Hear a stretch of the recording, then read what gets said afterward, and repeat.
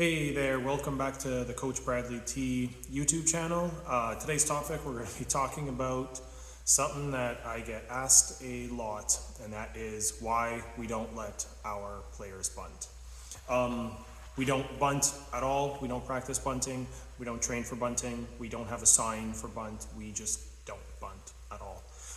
Why we do it, I'll just jump straight into the punchline. It is pure and simple. It's because every single time that one of our hitters comes up to the plate, I 100% trust them that they're going to get a hit. That's it.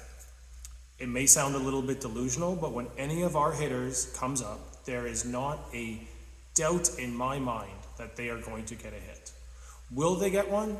Maybe, maybe not. I don't know, but I have 100% belief that the preparation that they have done, that the focus that they have, that they're going to get a hit. In my world and in my head, asking a player to bunt is the same as saying, I don't trust you to get a hit right now, so I'm going to ask you to do something that you have a better chance to execute. To me, that seems really unfair to the hitter and to the player that you don't have the trust in them as a coach. And maybe that's an extreme position that I have. Maybe that's just the way that I kind of think. But every single time that one of our hitters comes up, I have 100% confidence and belief that they're going to be able to get a hit. We have a player on our travel ball team who struggles with confidence at the plate. She was not a strong hitter when she came into our program. She's grown by leaps and bounds, but she still struggles with that mental side at the plate, and has spent a lot of time growing up being someone that defaults to being a bunter, unfortunately. Prior to a tournament this fall, we were having a conversation before a game about hitting, and then she asked me straight up, she says, Coach Bradley, are you ever going to let me bunt in a game?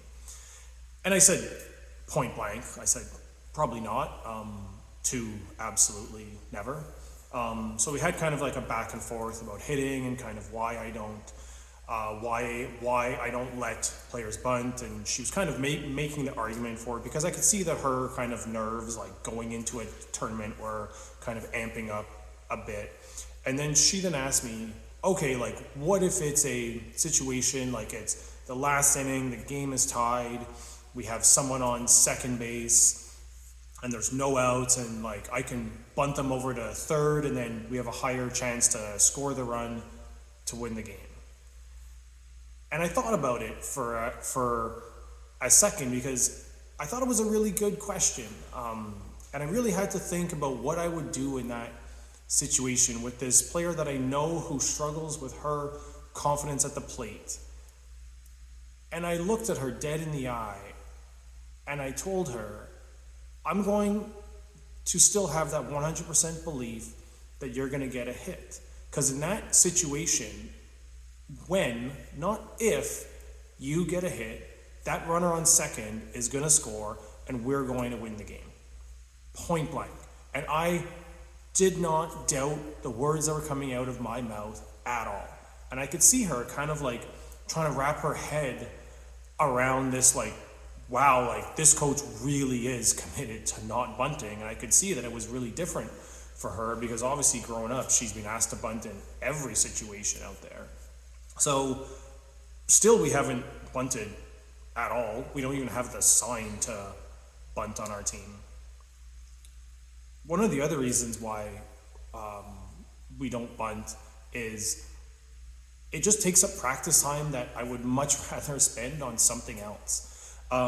Just think of all the practice time that youth softball teams spend practicing bunting, like all of the rounds of hitting that we go through with training hitters to create outs on the field of play. What if we spent that time teaching them to be better, more fearless, more confident at the plate?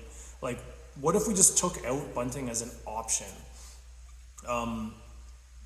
What if we just solely focused on making sure that they understand that when they're at the plate, their job is to get hits. Their job is to get hits because getting hits produces runs. And I know a lot of you are going to be out there thinking, yeah, but there's situations where it calls for a bunt and the bunt is the smart play.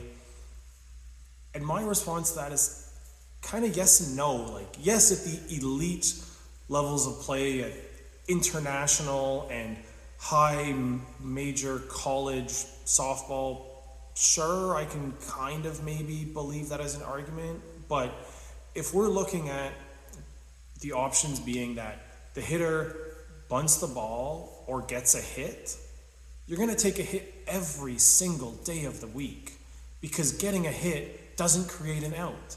And it can also, maybe if you get a hit, you hit a double or a triple, or the ball goes out of the park, and that produces more runs than what a bunt could ever get you. So that's why I kind of say yes and no. Like, there are situations where it calls for a bunt, but are there any situations where it calls for a bunt more than it calls for actually just getting a clean hit? So if you have the confidence in your hitters, and I see our hitters, I mean, we train to hit the ball hard. We optimize for hitting the ball hard. That's everything that we do, is we just optimize for hitting the ball hard. I see them in practice. We challenge them in practice. We have competitive practices. We make it hard on them in the practice environment so that when they come up to the games, there's no difference in their approach. It's a work in progress. We're not perfect at it, but absolutely the number one thing that we want to do is have our hitters hit the ball hard. Bunting, I guess it has a place in the game. I don't love it though. So I always ask myself the question, like, would I want my hitter to bunt the ball right now or get a good clean hit? And the answer is always get a good clean hit, because that's what the game is all about. That's what makes it fun. When you can come up to the plate and have the confidence that you're going to get a good clean hit, that's what I want to put into the heads of hitters, that your goal up there is to hit the ball, not to bunt the ball and give yourself up for the good of the team. Because getting hits is always going to be for the good of the team. And I joke with our hitters a ton of the time, and it's a joke, but it's kind of not a joke, that they don't ask the best hitters to bunt. Jocelyn Allo doesn't get the bunt sign. One of the greatest hitters ever. Like, her job was to go up and hit the ball out of the park. Let's train for that. Let's optimize for that. Let's get our hitters in that mindset that I'm a great fearless hitter. I don't need to bunt, because you know what, coach? I'm putting this ball out of the park because I'm that good. So trust me to get a hit. Don't give me the bunt sign. Let me rip a ball somewhere hard, and I'm going to be at least on second base for you. That's the attitude that we're trying to create. So to wrap up, why we don't bunt? Because 100% of the time that one of our hitters comes up to the plate, I have 100% confidence that they're going to get a hit every single time that they come up. I'm Coach Bradley T. I'll catch you in the next one. Until next time, work hard, level up, compete, repeat.